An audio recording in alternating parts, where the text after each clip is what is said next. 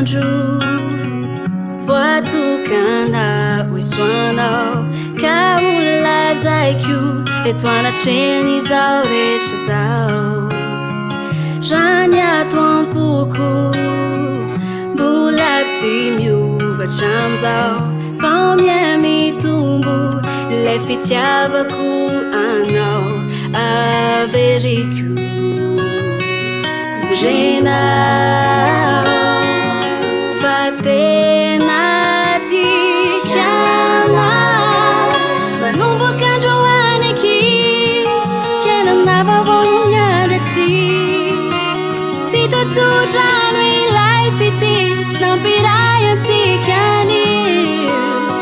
aro mandramaty lay voadiny fanaovantsy mitambatra iray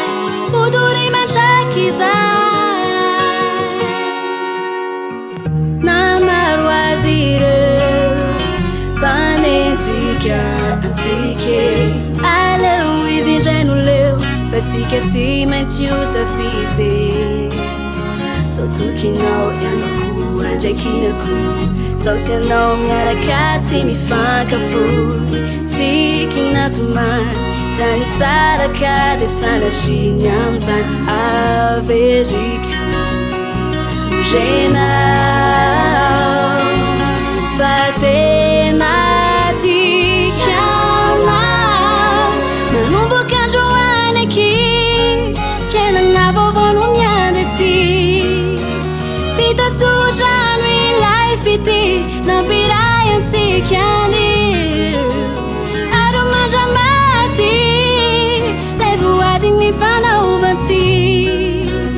fo mitambatra iray podory mantraky zay